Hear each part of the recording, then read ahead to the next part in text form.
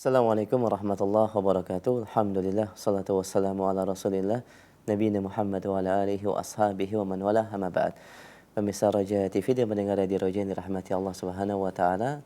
Alhamdulillah di kesempatan pagi yang berbahagia ini kembali kita bertemu dalam kajian ilmiah dalam pembahasan muamalah dari kitab Zadul Mustaqni fi Ikhtisaril Muqni yang disampaikan secara langsung oleh Ustaz Dr. Irwandi Tirmizi hafizahullahu taala.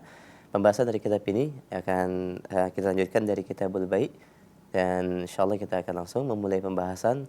Kami juga memberikan kesempatan bagi Anda yang ingin bertanya perihal pembahasan dalam bab muamalat ini, bab jual beli, di line telepon 0218236543. Pertanyaan pesan singkat juga bisa Anda sampaikan di 0819896543. Dan kita mulai kepada Ustaz Fadhil Mashkur. Jazakallah khair. Assalamualaikum warahmatullahi wabarakatuh. Innal hamdalillah nahmaduhu wa nasta'inuhu wa nastaghfiruhu wa nastahdihi wa natubu ilaih. Asyhadu an la ilaha illallah wahdahu la syarika lah wa asyhadu anna Muhammadan abduhu wa rasuluh. Arsalahu baina yaday sa'ati basyiran wa nadhira wa da'iyan ila Allah bi idnihi wa sirajan munira. Salawatu Rabbi wa salamuhu alaihi wa ala alihi wa sahbihi ajma'in wa ba'du. Ikhwani wa akhwati fillah, masih kita melanjutkan pembahasan syarat-syarat dari rukun jual beli dari kitab Zadul Mustaqni' fi Ikhtisaril Muqni' lil Muwaffaq ibn Qudamah, ulama dalam mazhab Hambali. Karangan beliau sangat banyak dalam ilmu fikih dan usul fikih. Di antaranya kalau di usul fikih adalah Ratul Nazir fi wa Jannatul Munazir. Fadhal ya Syekh. Bismillah, qala al-muallif rahimahullahu taala wasarjina najisa, dan pupuk yang terbuat dari bahan najis. Iya. Di sini muallif menjelaskan tentang syarat yang pertama dari al-mabi' atau objek barang diperjualbelikan haruslah suci. Maka tidak boleh menjual. Boleh sebutkan beberapa contoh. Subhanallah, ini termasuk kitab Mutawwalah. Di antara contohnya dulu sudah kita jelaskan bangkai. Kemudian sekarang beliau menjelaskan sarjin yang banyak dipergunakan oleh kaum muslimin di waktu tersebut, pupuk yang terbuat dari najis. Ini tidak boleh diperjualbelikan walaupun ada manfaatnya. Menggunakannya, memanfaatkan najis ini untuk suatu hal yang mubah boleh, ya, walaupun ada khilaf ulama, tapi pendapat terkuat boleh. Ketika Rasulullah ditanyakan Rasulullah SAW tentang bangkai, ya, apakah boleh dibuat menjadi lampu penerangan? Rasulullah SAW mengatakan, Innallaha harrama bai'a al-khamri wal maitati wal khinziri wal asnam. Diriwayatkan oleh Bukhari bahwa Allah mengharamkan menjual bangkai, kemudian babi, kemudian adalah berhala. Ketika ditanyakan kepada Rasulullah, dari bangkai terkadang dibuat lampu penerangan. Kata Rasulullah, la wal huwa haram. Kata Rasulullah, haram. Dalam hal ini khilaf para ulama dalam menafsirkan hadis ini. Apakah haram itu menggunakannya atau haram menjual belikannya? Pendapat yang terkuat dari para fuqaha dan para muhaddisin wallahu ta'ala alam bahwa di sini haram menjualkannya karena pertanyaan tentang menjual. Ketika Rasul ditanyakan bai' al-maitah, menjual bangkai dan seterusnya, maka Rasulullah mengatakan wal huwa haram, tapi dia haram. Ya, maka wallahu ta'ala alam, haram dijual belikan tapi dimanfaatkan seperti untuk lampu penerangan tadi dan untuk samadat, untuk pupuk boleh. Penggunaan pupuk diriwayatkan dari Imam Ahmad, kalau saya tidak salah, saya nukil di buku Harta Haram hadis tersebut bahwa kebun Rasulullah SAW mereka beri pupuk dari tinja manusia, ya, tapi tidak boleh diperjualbelikan, ya, tidak boleh diperjualbelikan. Juga dalam hal ini pupuk kandang tidak termasuk dari yang diharamkan. Khilaf para ulama dalam masalah pupuk kandang, yaitu mukhallafat atau apa kotoran dari hewan yang dimakan dagingnya. Hewan yang tidak boleh dimakan dagingnya sepakat para ulama najis, tidak boleh diperjualbelikan. Tapi dipergunakan untuk pupuk boleh. Adapun perjualbelikannya haram karena dia adalah sesuatu yang najis. Ya. Tetapi kotoran tersebut menurut pendapat yang terkuat, dan ini pendapat Hanabilah, mengatakan hukumnya tidak najis. Kalau umpamanya kotoran hewan tersebut yang dimakan dagingnya, seperti kotoran sapi, kerbau, kambing, ini dimakan dagingnya, maka kotorannya tidak termasuk najis. Kecuali mazhab Syafi'iyah. Dalil yang mengatakan bahwa ini tidak najis adalah hadis Uraniyin. Hadis Uraniyin, yaitu sekelompok orang dari Bani Ukal dari Urainah. Mereka menyatakan Islam kepada Rasulullah sallallahu alaihi wasallam. Rasulullah terima keislaman mereka. Lalu mereka terkena wabah penyakit yang ada di Madinah pada waktu itu. Sebagian para ahli kesehatan mengatakan adalah penyakit malaria. Lalu Rasulullah SAW menyuruh mereka untuk mendatangi unta zakat. Rasulullah menyuruh mereka minum dari susu dan air kencing unta. Menunjukkan bahwa air kencing tidak najis. Karena tidak boleh, kalau walaupun dikatakan bukankah pengobatan boleh dengan najis? Tidak. Tidak boleh pengobatan dengan najis. Ya. Maka dengan demikian hukumnya tidaklah najis. Wallahu ta'ala alam, dan boleh perjualkan kalau pupuk kandang. Yang najis adalah tinja manusia atau kotoran dari hewan yang tidak dimakan dagingnya. Ya, tapi boleh atau tidak digunakan untuk pupuk boleh. Sampai sekarang masih digunakan oleh kaum muslimin. Beberapa jenis sayuran itu pupuk yang terbaiknya adalah tinja. Dan saya pernah baca artikel dari pengolahan tinja yang diolah, ya, itu subhanallah menjadi pupuk yang terbaik bahkan untuk tanaman hias. Tapi setelah dicampur dengan material-material yang lainnya. Wallahu ta'ala alam. Memang tidak boleh diperjualbelikan, tetapi imbalan dari pengolahannya dari bahan mentah menjadi pupuk yang siap untuk dikonsumsi atau untuk diberikan ke tumbuhan, ini boleh mendapatkan imbalan upah pengolahan, bukan laba dari penjualan. Wallahu ta'ala alam.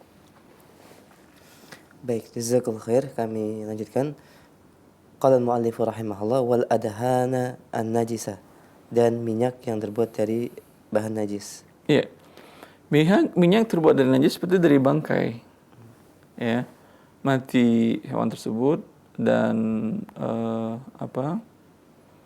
berarti dia bangkai, maka lemak-lemaknya bisa dibuat minyak. Ini tidak boleh diperjualbelikan. Berbeda kalau minyak tersebut diambil dari hewan yang disembelih yang memang dimakan dagingnya. Disembelih kemudian minyaknya dikumpulkan dan dijual. Wallahu ta'ala alam. Ini asalnya adalah mubah. Fadhal Syekh. Walal mutanajjisah, dan tidak dari bahan yang najis. Mutanajjisah dia pada dasarnya suci. Tetapi dia terkontaminasi, tercampur dengan najis. Maka bolehkah diperjualbelikan? Sini muallif mengatakan tidak. Apabila tidak bisa dipisahkan. Seperti minyak yang dari bangkai tadi dicampur dengan minyak yang lain yang suci. Ya, otomatis tidak bisa dipisahkan, maka dia menjadi tidak boleh dijualbelikan seluruhnya. Wallahu ta'ala alam. Wa yajuzu al-istisbahu biha fi ghairi masjidin, dan diperbolehkan untuk dijadikan penerangan dengannya kecuali di masjid. Selain masjid. Nah. Kecuali di masjid. Al-istisbah dahulu orang menggunakan lampu minyak, dikasih minyak itu dikasih sumbu, kemudian sumbunya dinyalakan api di sana, dan itu menjadi penerangan. Ya, itu masa dahulu. Kalau di Indonesia mungkin minyaknya lain, kalau di sana mereka minyak berasal dari lemak hewan tadi. Bila lemak hewan tadi berasal dari najis, ya, maka boleh menggunakan sebagai penerangan. Tetapi selain di masjid, mereka para Ibn Qudamah mengatakan kalau di masjid tidak baik. Karena dari najis nanti asapnya kemana-mana. Tapi Allah Ta'ala alam, hukum asalnya boleh. Karena sekarang kaidah istihalah, yaitu kaidah perubahan bentuk, perubahan wujud. Awalnya memang dari minyak najis, tapi sekarang menjadi asap. Asap bukan lagi minyak. Hukum asal asap adalah halal. Wallahu ta'ala alam. Sama juga seperti umpamanya pupuk tinja tadi diberikan pupuk kepada pohon umpamanya pepaya. Dan subhanallah memang untuk pepaya paling bagus pupuknya tinja. Apakah kemudian pepayanya menjadi tidak boleh dimakan karena terkontaminasi najis? Tidak. Dia sudah berubah bentuk. Sekarang bentuknya bukan lagi najis tetapi pepaya, dan hukum asal pepaya adalah halal. Begitu juga ikan yang diberikan tinja, di atasnya jamban, tempat orang buang air besar air kecil, di bawahnya kolam ikan. Bolehkah ikan ini dimakan atau tidak? Ini dinamakan dengan jalalah. Tapi jalalah itu bila sebagian besar dari pakan hewan itu berasal dari najis. Maka dilihat jamban ini. Bila jumlah yang buang jamban di sini tinggi, sehingga sebagian besar pakan ikan itu adalah dari najis, namanya jalalah. Jalalah dalam sebagian mata para ulama Hambali harus dikarantina selama sehari atau 2 hari, beri pakan yang halal. Dengan demikian menjadi halal. Tapi Allah Ta'ala biasanya jamban kan hanya untuk keluarga aja kan. Kecuali jamban umum di masjid umpamanya, itu jamban umum itu bila ada kolamnya memang bisa dikatakan jalalah. Wallahu ta'ala alam. Ya, sekarang dia ikan, bukan lagi najis. Walaupun di dalam mulutnya ketika dibedah namanya ada najis, tapi dia ikan. Dan sudah berubah wujud. Dinamakan dengan kaidah istihalah. Sampai pun manusia, menurut Abu Hanifah, bahwasanya air mani adalah najis. Kalaulah tidak ada kaidah istihalah perubahan bentuk, berarti manusia juga najis. Seperti yang tadi. Maka wallahu ta'ala alam, kaidah istihalah kaidah yang kuat yang digunakan oleh seluruh para ulama, ya, dalam perubahan bentuk tadi. Akan tetapi terkadang di dalam beberapa kasus tidak bisa dikatakan dia sudah berubah bentuk. Seperti umpamanya gelatin babi yang digunakan secara luas dalam industri makanan dan obat-obatan. Ya, bahkan disinyalir beberapa waktu yang lalu bahwa suntik meningitis yang harus digunakan oleh jemaah haji mengandung gelatin babi. Gelatin babi dia bukan istihalah, bukan berubah bentuk menjadi yang baru. Ya, menurut para pakar bidang kesehatan, saya nukil di buku Harta Haram, hasil-hasil internasional tentang masalah gelatin babi, itu hanya dipisahkan dari kolagen babi. Dipisahkan dan dia belum berubah menjadi suatu bentuk zat yang baru.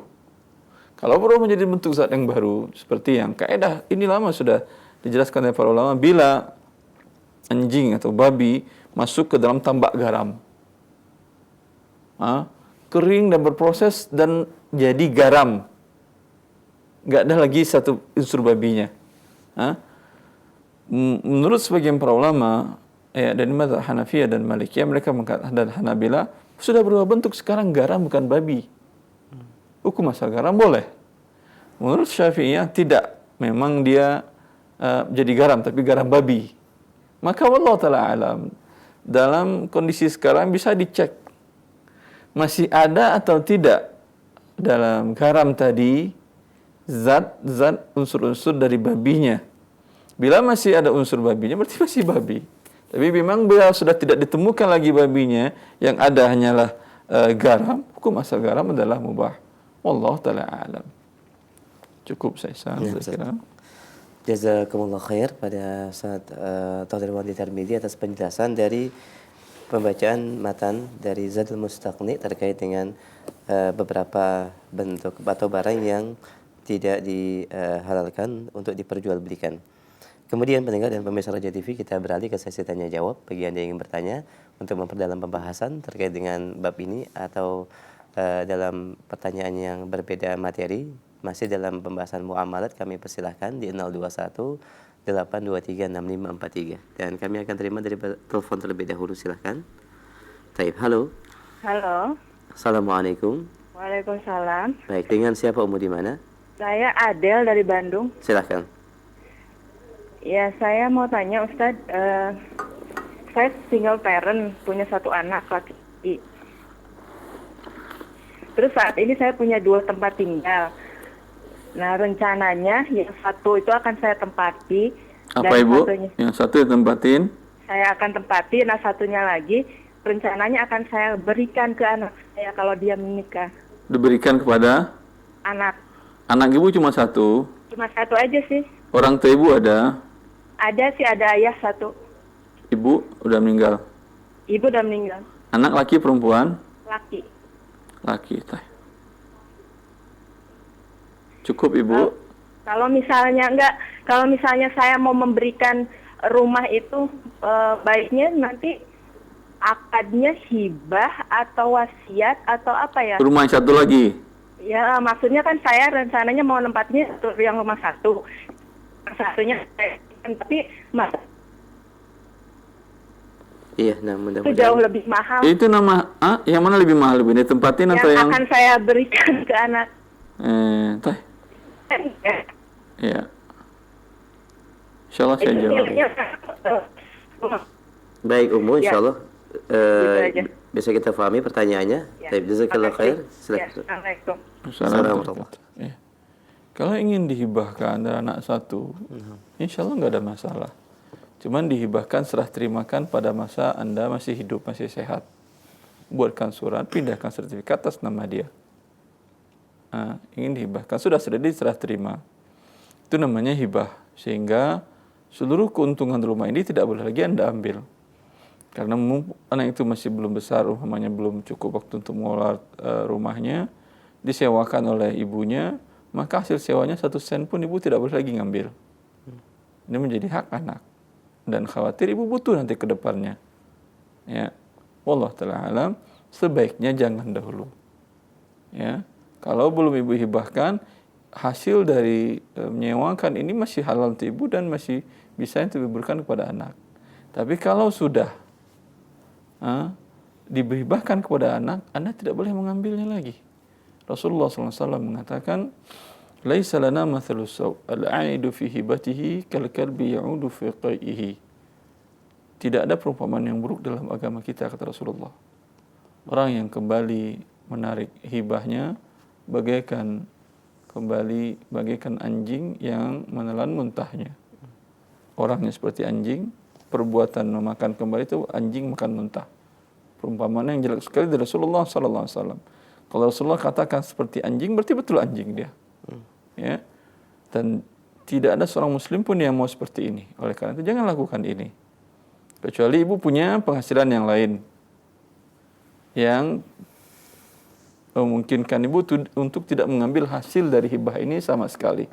Maka Allah Ta'ala menurut saya jangan dahulu, ya, sampai anak itu besar, ya, sampai dia mempunyai penghasilan dan segala macam, pada saatnya boleh, nggak ada masalah. Wallahu ta'ala alam.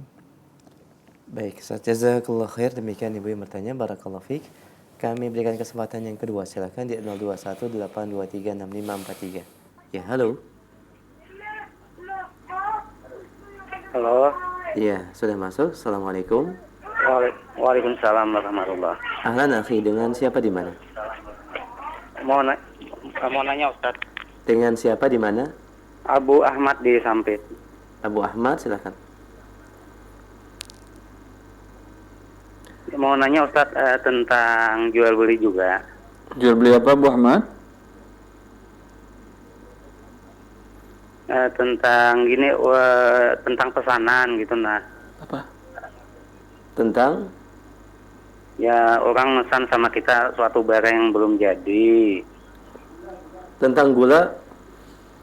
tentang barang semacam elektronik lah gitu. Taib. Terus kita minta DP, kadang-kadang dikasih misalnya kita Afwan, Abu Ahmad, antum mengolah dari barang mentah menjadi barang jadi gitu? Barang yang belum jadi.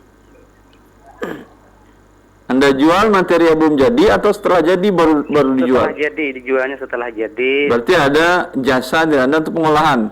Ya, jasa pengolahan. Nggak apa-apa, walaupun belum jadi sudah boleh dijual. Oh iya. Meskipun DP-nya kadang-kadang kan uangnya semua dikasih sama kita. Boleh. DP juga boleh. Ini namanya istisna, bukan jual beli barang. Oh iya. Karena kalau jual beli barang berarti material yang Anda jual. Di sini Anda jual barang, kemudian sekalian jasa pengolahan. Kadang-kadang gini Ustaz, orang minta kadang-kadang modelnya gini kita bikinkan, kadang-kadang modelnya begitu kita boleh. Namanya istisna ini. Ya, boleh. Sama juga namanya kadang-kadang dia pesan nasi goreng pedas. Kadang-kadang setengah, kadang manis, terserah. Terima kasih Ustaz. Allah barik fiik. Ini boleh dibayar di awal, boleh dibayar belakang, boleh bayar DP juga bahasa nasi goreng. Istisna namanya, walaupun belum jadi. Iya kan? Pada saat Anda pesan, pada saat akad, itu yang ada materialnya. Dia bukan beli nasi putih dengan bumbu-bumbu, bukan. Tapi yang sudah jadi pada pengolahan. Istisna namanya, Allah Ta'ala boleh. Jazakallah khair, demikian Abu Ahmad. Barakallahu fiik. Dan ini pendapat yang terkuat dari pendapat para ulama. Memang, ini pendapat Hanafiyah. Jumhur mengatakan istisna ini tidak boleh. Saya ingat Syekhana Profesor Dr. Saleh bin Ghanim Sadlam waktu ngajar di program S2 dahulu, beliau mengatakan istisna ini yang bolehkan hanya mazhab Hanafi. Tapi setiap hari dilakukan oleh para ulama Syafi'i, Maliki, Hambali, kata dia. Ulama Hambali setelah ngajar umpamanya di masjid kepada murid-muridnya, istisna tidak boleh wahai murid-muridku. Keluar dia dari masjid karena menjual barang yang belum tidak ada. Keluar syekh dari masjid, dia beli roti.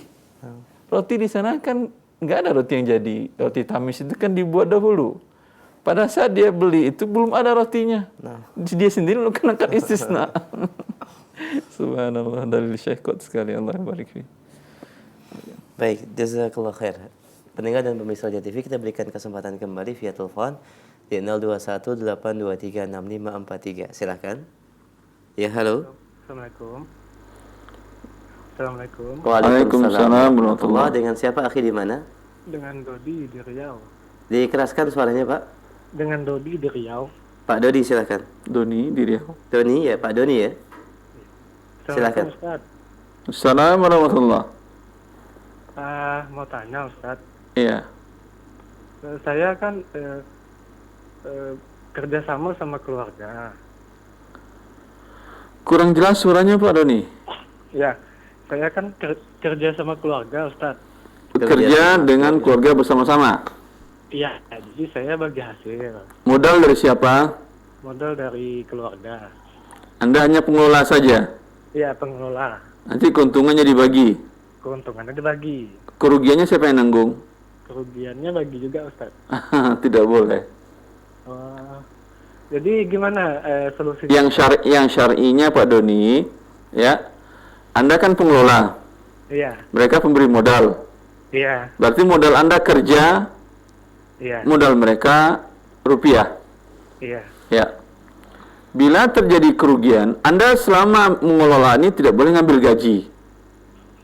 Iya. Yang boleh Anda dapatkan nanti bagi hasil ditentukan periodenya, apakah dia setiap akhir bulan, 3 bulan atau tahunan, ya ditentukan kapan akan bagi hasil.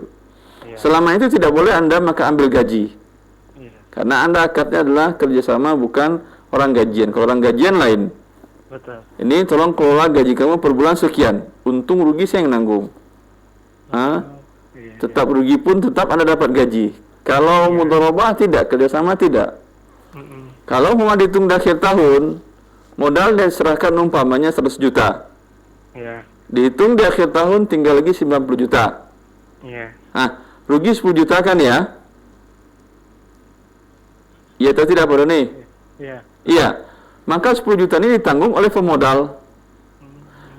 Tidak boleh dia meminta ganti kepada si pengelola, karena pengelola selama 1 tahun ini nggak dapat gaji. Jelas? Iya, jelas. Kerugian dia adalah modal kerja. Kerugian pemilik modal rupiah. Kalau dia minta ganti juga, kamu harus bayar 10 juta, berarti akadnya modal terjamin. Modal terjamin akadnya adalah riba bila dipersyaratkan ada pertambahan. Masalah modal dapat dari mana tuh kita kena juga, Ustadz. Apa? Misalnya modalnya dari bank atau apa, kita di situ sangkut, Pak, Ustadz. Tergantung. Kalau kita mengusulkan pada dia, cawang pencari pinjaman riba, iya terkena Anda. Tapi kalau tidak, memang sudah ada uang riba di tangan dia, kemudian Anda putar dan kelola, insya Allah nggak ada masalah. Tapi melambatkan dia bertaubat jadinya, kecuali dia punya uang lain untuk menutupi utang ribanya. Maka wallahu ta'ala alam, kembalikan saja uang riba yang tadi. Tidak ada kebaikan di situ. Karena Anda berusaha, baik pemodal maupun pengelola, tujuan usaha mendapatkan rezeki Allah kan ya? Iya, betul. Iya. Sedangkan Allah sudah jelaskan dalam Al-Quran, yamhaqullahu riba. Allah hancurkan riba. Kalau Allah bilang hancur, dapat untung atau tidak berarti? Iya. Mustahil dapat untung. Ya. Maka Anda lihat, usaha manapun di dunia ini yang memulai usahanya dari yang haram, dari yang riba, berakhir dengan kehancuran, baik pribadi maupun masyarakat maupun negara. Ya, karena ini lawannya Allah. Kalau mau untung silakan bikin bumi sendiri, di sana sistem sendiri Anda buat mungkin untung. Selagi masih di bumi Allah, semua sistemnya tunduk dan ketentuan Allah. Cukup Pak Dani. Ya, cukup. Allah barik fiik. Terima kasih. Allah Assalamualaikum. Waalaikumsalam warahmatullahi wabarakatuh. Jazakallah khair Pak Dani Riau, barakallahu fiik. Kita berikan kesempatan kembali via telepon di 0218236543. Silakan. Ya, halo. Halo, assalamualaikum. Waalaikumsalam warahmatullahi. Dengan siapa di mana? Dengan Ummu Muhammad di Bandung. Ummu Muhammad di Bandung, silakan. Mau tanya, suami saya kerjasama sama seseorang. Kalau seperti gini, dia bermodal 200 juta, cuma tidak tahu hasilnya dari sana berapa, tapi dia menyerahkan sertifikat. Kemudian nanti pembagian hasilnya belakangan, itu gimana ya Ustadz? Enggak jelas Muhammad. Modal yang diberikan oleh orang tadi, oleh suami ibu pemberi modal atau pengelola? Pemberi modal. Berapa modal diserahkannya? 200 Ustaz. 200. Pengelola ini dia kenal atau tidak? Kenal. Teman baik begitu? Naam. Tahu orangnya amanah? Insya Allah. Kalau orangnya amanah berarti dia percaya. Naam. Dia memberikan jaminan berupa sertifikat tanah Ustaz. Pengelola tadi memberikan sertifikat tanah jaminan. Naam. Tapi jaminan ini boleh dieksekusi kalau dia lalai atau lari, kemudian tidak melanjutkan. Tapi kalau umpamanya ruginya adalah memang karena takdir Allah, dia bilang, kan teman tadi kan dipercaya. Naam. Dia bilang, afwanahi memang rugi ini, lihat Anda pembukuannya seluruhnya, saya sudah berusaha ternyata kerugian. Berarti teman tadi tidak boleh menanggung kerugian. Naam. Terus? Kemudian kalau ininya apa ya Ustaz? Jadi kerjasamanya itu ininya apa maksudnya? Akadnya apa gitu Ustaz? Mudharabah namanya Ibu, penyerahan modal kemudian dikelola oleh teman, keuntungannya dibagi, bisa 50-50, 60-40 sesuai dengan kesepakatan. Kerugian semuanya ditanggung oleh suami ibu, yaitu pemodal. Oh gitu. Kerugian pengelola adalah jasa pengelolaan selama dia bekerja tidak dapat untung. Oh, tapi boleh nggak Ustadz hasilnya dibagikannya nanti? Jadi kalau ada proyek baru setelah 3 bulan. Boleh, hasilnya di akhir tahun boleh. Di akhir tahun pun boleh, sekali per tahun juga boleh. Biasanya per tahun sudah kelihatan. Karena dalam setahun itu musimnya naik, musimnya turun sudah berlalu. Oh, naam. Syukran Ustadz. Allah Kalau barik fiik, Ibu. lagi boleh lagi nggak Ustadz? Boleh. Silakan Sini Ustadz, saya diberikan waktu saya diangkat anak sama orang tua angkat saya. Kemudian saya diberikan harta. Waktu masih kecil itu diatasnamakan saya. Setelah saya besar hanya secara lisan mengatakan ibu saya kan yang bekerja. Nah, kemudian diberikan saya. Kemudian orang tua saya itu bercerai. Kemudian bapak saya itu menuntut saya, tapi ibu saya bilang, saya nggak mau, nggak usah. Tapi ibu saya ngotot untuk tetap jadi hak saya. Itu halal atau tidak, Ustadz? Halal ibu kan sudah atas nama ibu, berarti sudah ibu terima. Tapi waktu itu saya masih kecil, Ustadz. Iya nggak apa-apa, tapi sudah atas nama, itu nama sudah diterima. Sudah, Ustadz. Ya udah. Tapi, Jadi hak ibu. Tapi sekarang dikelola sama mama saya. Jadi saya tidak ikut. Bila dikelola oleh mamanya ibu boleh dapatkan upah pengelolaan. Oh, naam. Tapi haknya hak anaknya. Oh, naam. Labanya tidak boleh diambilnya semua. Bila diambilnya semuanya termasuk dalam hadis yang tadi. Yang Rasulullah mengatakan orang kembali menarik hibahnya bagaikan anjing menelan muntahnya. Nah, sekarang harta-harta yang lain mau dikasihin ke saya, cuma saya nggak enak gimana dengan keluarganya yang lain, Ustadz. Itu haknya dia. Kalau hibah dia masih hidup, haknya dia. Oh, naam. Dan seorang ibu tidak ada kewajiban harus adil pada anak-anaknya. Ibu ada berapa bersaudara, Ibu? Ini bukan ibu kandung saya, Ustadz. Walaupun bukan ibu kandung, maaf. Bukan ibu anak angkat ya? Iya, naam. Boleh, nggak ada masalah, tetapi diberikan cash tunai. Kalau umpamanya diikatnya dengan kematian, kalau saya wafat ini jadi milik anak angkat saya, ini tidak boleh termasuk wasiat yang batal wasiatnya. Jadi harta waris. Kalau dia hidup dia serahkan dan atas nama langsung dibuatkan sertifikat namanya, boleh. Wallahu ta'ala alam. Oh, nah. Syukran, Ustaz. Allah barik fik, Ibu. Nah, jazakillah khair, barakallahu fik. Pendengar dan pemirsa Roja TV, kami akan angkat beberapa pertanyaan dari pesan singkat. Baik, Assalamualaikum warahmatullahi wabarakatuh. Waalaikumsalam warahmatullahi wabarakatuh. Ustaz, bagaimana hukumnya kalau saya menjual rumah, namun yang mau membeli rumah itu memakai uang bank dengan sistem KPR, apakah saya tetap boleh menjualnya? Masya Allah. Ini pertanyaan yang sering dari kaum muslimin. Ya, alhamdulillah mereka mengetahui riba, melakukan akad pinjaman kepada bank konvensional untuk dia gunakan uangnya membeli rumah. Ini haram. Ya. Kan tetapi bukan dia yang membeli dan bukan dia yang meminjam ke bank tersebut. Tetapi calon pembelinya. Dia ingin menjual rumahnya, maka calon pembelinya ini akan meminjam uangnya ke bank konvensional atau bank riba. Bolehkah dia menjualnya?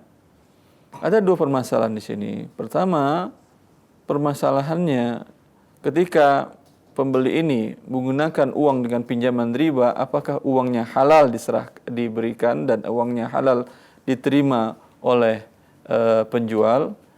Khilaf para ulama dalam hal ini yang saya jelaskan di dalam buku Harta Haram, dan ini ada hasil konferensi para ulama sedunia, ulama fikih sedunia tentang kartu kredit. Kartu kredit yang riba itu apakah halal bagi si pemegangnya untuk menggunakan barang-barang tersebut? Ya, pendapat yang terkuat dari pendapat para ulama, ya, bahwasanya yang haramnya adalah persyaratan ribanya. Adapun akad qardnya, pinjam minjamnya halal dan uangnya dengan demikian halal. Maka bila sudah terlanjur umpamanya qadarullah terlanjur dahulu melakukan akad pinjaman di bank untuk beli rumah, berkendaraan, KPR, atau leasing dan lain-lainnya, maka setelah lunas selesai riba sudah. Ketika Anda tahu langsung lunasi, karena Allah mengatakan faman ja'ahu mau'izatun min rabbih fantaha falahu ma salaf. Siapa yang datang kepada dia peringatan Allah telah mengharamkan hal tersebut, maka hendaklah berhenti. Ketika tahu dan belum lunas berhenti, bagaimana cara berhenti? Tutupi hutang ribanya. Kalau sudah lunas hutang ribanya, rumah tadi, kendaraan tadi halal dia miliki, halal karena akad qardnya sah. Ini pendapat yang terkuat dari pendapat para ulama, wallahu taala alam. Akan tetapi dalam kasus penjualan rumah tadi yang orangnya pakai KPR, katakan kepada dia, Anda muslim dan saya nasihati untuk tidak melakukan riba. Dan sampaikan juga kepada dia, Daripada Anda membuat akad riba, lebih baik Anda langsung ke saya kreditnya. Bayar setengah dulu atau sepertiga dulu atau berapa dana cash yang Anda butuhkan, kemudian sisanya nyicil dan Anda naikkan harganya, boleh. Ya. Boleh, harga kredit lebih mahal daripada harga tunai, pada Allah mengatakan ini. Qalu innamal bai'u mithlur riba wa ahallallahu al-bai'a wa harrama riba. Orang-orang jahiliyah kafir mengatakan, jual beli itu sama aja dengan riba.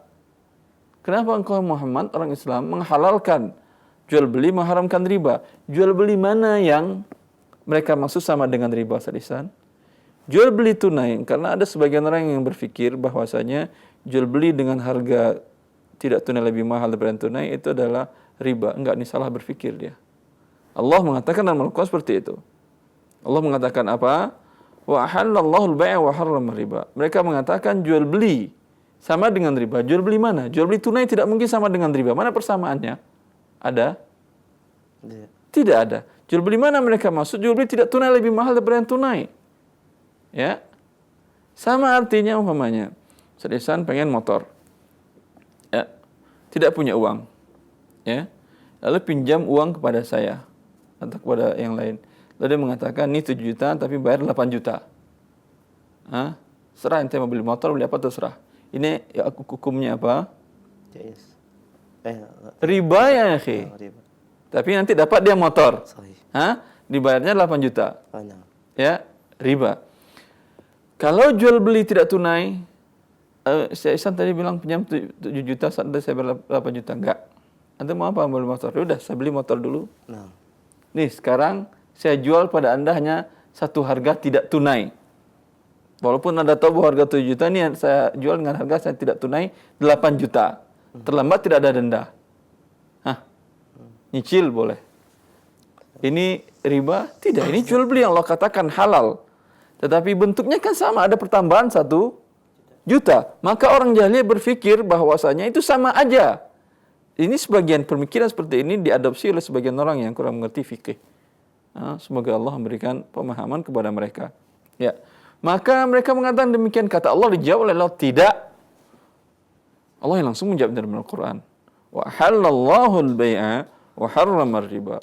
Allah menghalalkan jual beli, kata Allah. Allah haramkan riba.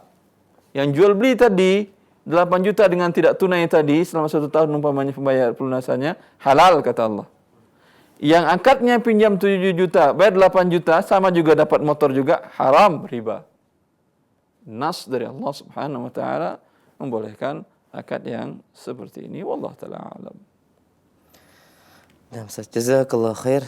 Demikian pendengar yang bertanya melalui pesan singkat, barakallahu fiik. Semoga bisa memberikan wacana dan wawasan. Kami angkat kembali pertanyaan berikutnya dari pesan singkat. Assalamualaikum warahmatullahi wabarakatuh. Apabila penggunaan kulit dari binatang yang haram dimakan untuk pembuatan sepatu atau tali pinggang, apakah ini juga diharamkan? Ya, dan ini khilaf para ulama, tapi tak terkuat menurut saya, Masya Allah ta'ala. Allah ta'ala alam. Ya. Berdasarkan hadis, kullu ihabin dubigha faqat tahur. Setiap kulit yang dibersihkan, yang disamak, maka sudah menjadi suci. Ya. Hukumnya adalah boleh. Tetapi hadis yang larang, Rasulullah SAW melarang orang yang duduk di atas kulit kulit dari macan, dilarang Rasulullah SAW. Sebagian ulama menafsirkan mentakwilkan makna hadisnya larangan ini larangan kesombongan, karena pasti mahal. Ya, larangan kesombongan pasti mahal, bukan karena larangan zatnya. Baik. Jazakumullah khair, barakallahu fiik. Kami angkat kembali pertanyaan dari pesan singkat. Assalamualaikum warahmatullahi wabarakatuh. Bagaimana hukumnya meminjam uang di bank konvensional untuk menunaikan ibadah haji, Ustaz? Ya akhi, Allah Ustaz. Ya akhi, Anda tidak diwajibkan oleh Allah Subhanahu wa taala ibadah haji bila tidak mampu. Allah hanya mewajibkan kepada yang mampu. Kalau Anda seminjam, jangankan kepada riba, dengan cara halal pun tidak baik Anda haji dengan cara berhutang. Bahwa yang ada kebiasaan kaum muslimin bila orang ingin berangkat ibadah haji, selalu diingatkan bayar hutang-hutang Anda dulu sebelum berangkat. Biar Anda nanti meninggal tidak punya hutang. Kalau Anda tidak berhutang dulu sebelum berangkat, kalau mati gimana Anda? Hutang pada manusia tidak bisa dimaafkan. Apalagi hutangnya dengan hutang riba. Apalagi hutangnya dengan hutang riba. Ya. Yang jangankan untuk ibadah, untuk hal apapun Anda lakukan itu adalah haram, apalagi ini untuk ibadah. Diriwayatkan oleh Imam Ahmad, di sini disahkan oleh Syekh Abdul Aziz bin Baz rahimahullah dalam bukunya Tahqiq wal Idah fi Masail Haji wal Umrah, bahwasanya Rasulullah SAW mengatakan bila seseorang berangkat ibadah haji menggunakan harta yang haram, baru saja dia menginjakkan kakinya di atas kendaraannya dan dia mengucapkan labbaik Allahumma labbaik, ya Allah, aku datang menyambut panggilanmu. Fayunadi munadi minas sama, maka ada malaikat yang menyeru dari langit mengatakan la labbaika wa la sa'daik, engkau tidak diterima kedatanganmu dan engkau tidak mendapatkan kebahagiaan, karena sesungguhnya bekal yang kau bawa haram, biaya perjalanan yang haram, kendaraan yang haram, wa hajjuka ma'zurin ghairu mabrur, hajimu tertolak dan tidak akan diterima. Kalau sudah dinyatakan baru naik kaki saja kendaraan tertolak, hanya orang bodoh saja meneruskan perjalanan. Sebaiknya pulang tidur ke rumah. Sudah dibilang Anda nggak diterima. Sama umpamanya seorang mengajukan lamaran ke sebuah perusahaan, lalu dirutnya mengatakan Anda tidak akan diterima. Tetap dia ngotot ngajuin persyaratan juga. Hanya orang yang bodoh dan ingin membuang-buang waktu dan harta yang akan melakukannya. Wallahu ta'ala a'lam. Jazakumullah khair, Ustaz. Barakallahu fiik. Kami berikan kesempatan selanjutnya via telepon. Silakan di 0218236543. Ya, halo. Baik, silakan, sudah masuk. Kami berikan kesempatan kembali via telepon di 0218236543 bagi para pendengar dan pemirsa Roja yang ingin bertanya dalam kesempatan kajian di pagi ini. Kita angkat kembali. Halo. Halo, Assalamualaikum. Ya, Assalamualaikum. Halo, Assalamualaikum. Mohon maaf, suaranya dikeraskan. Halo, Assalamualaikum. Waalaikumsalam warahmatullahi. Dengan siapa di mana? Maaf Ustadz, ini dari Bumi. Ya, halo. Ya, mau nanya gini. Ini adalah penjual pisang. Pisang itu Suaranya kecil sekali ya, Uma. Ya. Lebih dikeraskan sedikit. Iya. Kami adalah penjual pisang. Penjual pisang. Penjual pisang. Ya, kami semprot karena itu kan belinya kalau di kebun itu nggak mateng. Kami semprot tujuannya biar mateng merata. Itu bagaimana ya Ustadz? Disemprot ya, Iya, disemprot biar mateng matang. Iya, biar mateng merata dijual itu bagaimana hukumnya ya? Tapi kalau nggak disemprot nggak mateng merata. Baik, kandungan semprotannya berbahaya atau tidak, Kurang tahu, belum kurang tahu, kita belinya dari pasar gitu, disemprot itu biar mateng karena kan kalau kita beli pisang itu kan dari kebun. Iya. Itu kan biar mateng rata gitu. Kalau nggak disemprot nanti nggak mateng gitu. Wallahu ta'ala, bila kandungan semprotan ini adalah sesuatu yang membahayakan, bisa masuk ke dalam pisangnya dan menyebabkan pisangnya menjadi sesuatu yang berbahaya bagi pengkonsumsinya, hukum asalnya adalah haram. Maka sebaiknya ibu tanyakan kepada pihak penjual semprotan tersebut atau cari di internet apa bahan yang digunakannya berbahaya atau tidak. Ya, bila tidak berbahaya, hukum asalnya boleh mubah. Wallahu ta'ala a'lam. Oh iya, makasih Ustaz. Assalamualaikum. Waalaikumsalam warahmatullahi wabarakatuh. Jazakallah khair. Silakan kami berikan kesempatan kembali via telepon di 0218236543. Halo. Ya, silakan. Baik, kami sampaikan kembali bagi para pendengar Roja dan pemirsa Roja TV yang ingin bertanya dalam pembahasan di pagi ini. Anda bisa menghubungi di line telepon 0218236543. Halo, Kita angkat kembali. Halo. Silahkan. Ustaz, Ustaz? Assalamualaikum. Waalaikumsalam Dengan warahmatullahi. siapa Bapak di mana? Dengan Zainal. Pak Zainal, silakan. Eh, ya Ustaz, ini mau nanya kalau kredit motor gitu ya. Terus di situ ada denda gitu per bulannya Ustaz, tapi untuk infak gitu Ustaz. Itu Ada denda untuk infak. Iya. Baik. Allah barik fiik. Ini bukan di leasing ya, Pak? Ini di bank syariah gitu. Iya, iya, iya. Baik. Itu saja pertanyaannya, Pak. Iya baik itu aja. Ya Allah barik fiik. Jazakallah Pak khair. Kita Zainal. simak jawabannya, Ya silakan. Allah Ustaz. barik fiik ya. Bila masih ada denda keterlambatan, ini adalah riba jahiliyah. Anzirni azirkah. Beli aku masih tangga, aku tambah pembayarannya. Ini dengan rela dia bilang aku tambah. Kalau ini dipaksa dan dipaksa dia infak. Padahal dia adalah seperti yang dikatakan, dia terlambat membayar, dipaksa dia berinfak. Ya, maka wallahu taala alam, ini hukum asalnya tidak boleh kecuali bukan infak ke pihak penjual. Bila kamu terlambat, kita sepakat umpamanya keuntungan bukan untuk kami. Silahkan Anda infakkan di lembaga zakat atau basnas atau apa, nanti bawa surat surat bukti pembayaran infak Anda, cukup kami maafkan. Ya, ini boleh.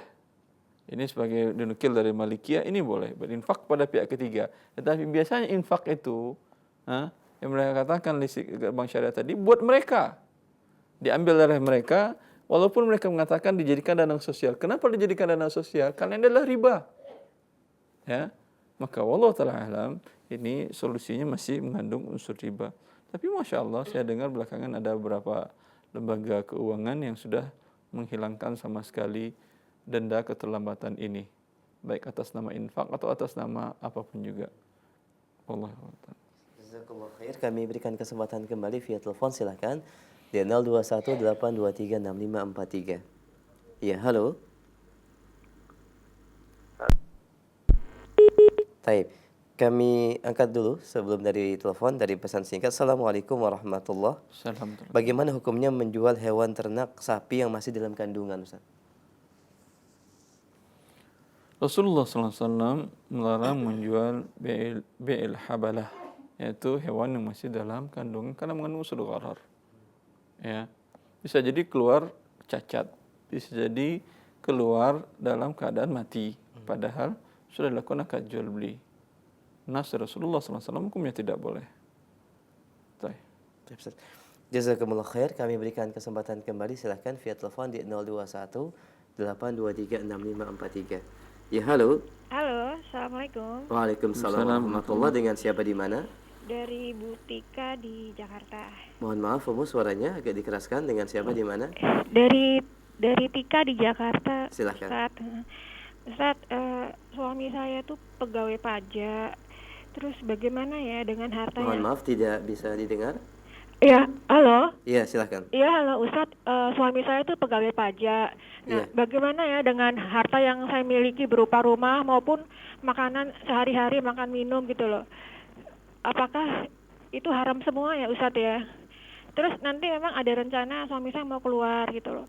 Terus harta yang diperoleh dari pajak itu apakah masih bisa dipakai apa gimana ya Ustaz ya gitu? Nah, itu saja pertanyaannya, Umu. Iya Ustaz. Ya, makasih Jazakallah Ustaz. khair. Tunggu Ya, jawabannya. Assalamualaikum. Barakallahu fiik. Salam. Waalaikumsalam warahmatullahi. Alhamdulillah, sebagian kaum muslimin mulai kembali kepada agamanya. Ya, di mana dalam masalah pajak ini Rasulullah dari Rasulullah Sallallahu Alaihi Wasallam. Ya. Beliau mengatakan dalam hadis yang Abu Daud, disahkan oleh Arnaud, hadis tersebut, la yadkhulul jannata sahibu maksin, bahwa penarik pajak tidak akan masuk surga. Dan dalam hadis yang diriwayatkan Bukhari bahwa Rasulullah SAW mengatakan tentang wanita yang berzina kemudian bertaubat, kemudian ketika dia dirajam dilempar batu besar oleh Khalid bin Walid sehingga darahnya muncrat mengenai Khalid bin Walid dan Khalid mengatakan cis.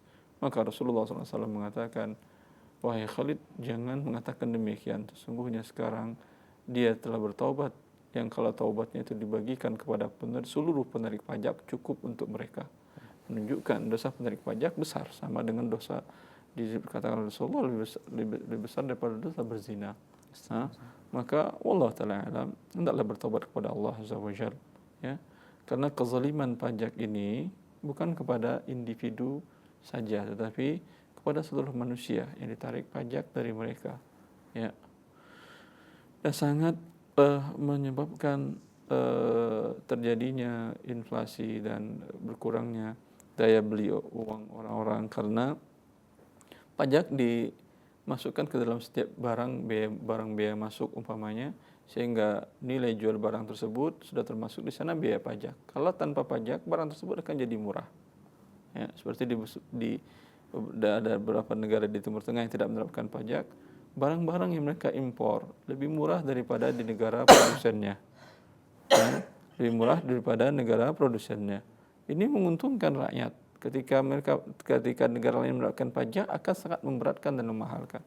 Maka hendaklah orang-orang yang terlanjur dalam hal ini untuk bertobat kepada Allah Azza wa Jalla. Ketika mereka bertobat, mana yang halal lagi untuk mereka? Seperti ditanyakan oleh ibu tadi, yang halal untuk mereka adalah kebutuhan minimalnya. Pertama, ajukan resign atau berhenti dari lembaga yang diharamkan oleh Allah Subhanahu wa taala tadi. Kemudian harta selama ini diterima dari bekerja di lembaga yang diharamkan oleh Allah Subhanahu wa taala tadi, ambil untuk kebutuhan minimal. Rumah minimal, kendaraan minimal, sisanya serahkan kepada fakir miskin. Ya. Dengan kebutuhan minimal tadi, kalau butuh untuk usaha, ambil modal minimal, ya. Kemudian cari rezeki Allah yang halal. Rezeki Allah Subhanahu wa taala sangat luas. Dan Rasulullah mengatakan, innaha lan tamuta nafsun hatta tustakmala rizquha wa ajaluha. Tidak satu pun jiwa yang mati sampai rezekinya dia dapatkan seluruhnya. Wallahu ta'ala. Jazakumullah khair atas jawabannya. Demikian ibu yang bertanya, barakallahu fiik. Dan mungkin ini pertanyaan kami terakhir di kesempatan pagi ini, dan sebagai ikhtitam, silakan. Iya. Semoga Allah Subhanahu wa taala membimbing kita semuanya kepada hidayah dan petunjuk dan kebenaran untuk bisa menjalani hidup di dunia ini dan bertahan terhadap cobaan-cobaan dan godaan di dunia ini dari yang haram dalam rangka mencari keridhaan Allah dan mendapatkan jannah na'im insyaallah taala. Semoga bermanfaat. Assalamualaikum warahmatullahi wabarakatuh.